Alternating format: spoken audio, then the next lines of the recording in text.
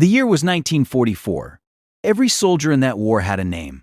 Most of those names were forgotten, but one man did something so extraordinary that even the enemy respected him. His name was Desmond Doss, and he never fired a single bullet. Desmond Doss was born in 1919 in a small town in Virginia, USA. He grew up in a simple family. His father was a war veteran. His mother was a deeply religious woman. From childhood, Desmond believed one thing very strongly: killing is wrong. Not just wrong, he believed it was a sin. On the wall of his house there was a picture. It showed the 10 Commandments. One line stayed in his heart forever: "Thou shalt not kill." When World War II started, Desmond wanted to serve his country. He loved America, but he had a problem. A big problem. He refused to carry a weapon. In 1942, Desmond joined the United States Army. He chose to become a medic, a soldier who saves lives, not takes them. But the Army did not understand him. His fellow soldiers laughed at him. They called him a coward. They called him names. They threw boots at him while he was praying. They tried to push him out of the Army. His commanding officers told him, "You are useless without a gun. Go home." But Desmond did not go home. He said quietly, "I am not a coward. I just believe in a different way of fighting." Day after day he trained harder than everyone else. He carried the heavy stretchers. He learned every medical technique. He never complained. He never argued back. Slowly some soldiers started to respect him. But many still doubted him. The real test was coming. In 1945, Desmond's unit was sent to Okinawa, Japan. There was a place called Hacksaw Ridge. It was a 400-foot cliff. At the top, Japanese soldiers were waiting with machine guns, bombs, and grenades. The American army needed to climb that cliff and fight. The battle began. It was like a nightmare. Bullets were flying everywhere. Men were screaming. Bodies were falling. The ground was covered in blood and smoke. American soldiers climbed up, and within minutes, they were dying everywhere. The commanding officer gave an order: "Retreat! Everyone come back down!"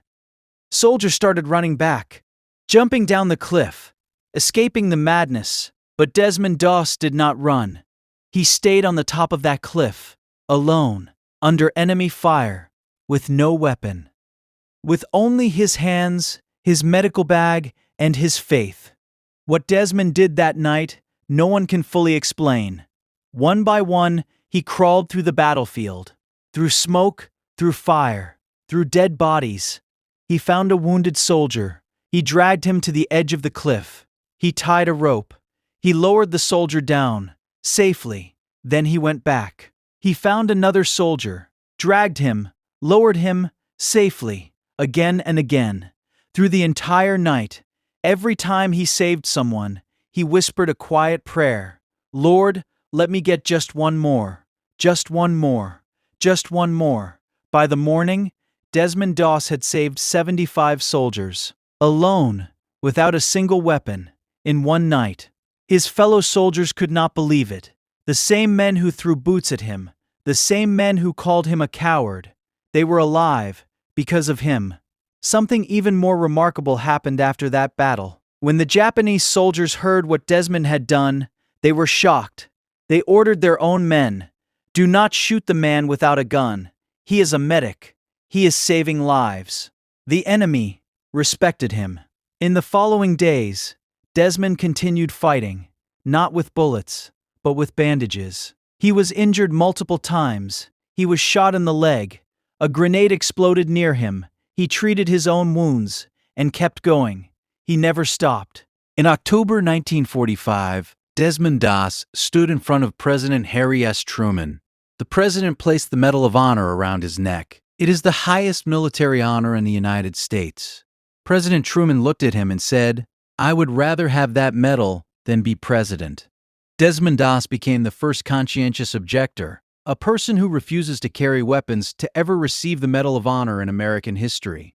Desmond Doss died in 2006. He was 87 years old. He never became famous like other war heroes. No big statues, no major holidays. The world mostly forgot him. But 75 families, they never forgot. 75 sons came home to their mothers. 75 husbands came home to their wives. 75 lives continued, because one quiet man believed that saving one life is worth more than taking 100. He had no gun, he had no glory, he had only his belief and his hands. And that was enough.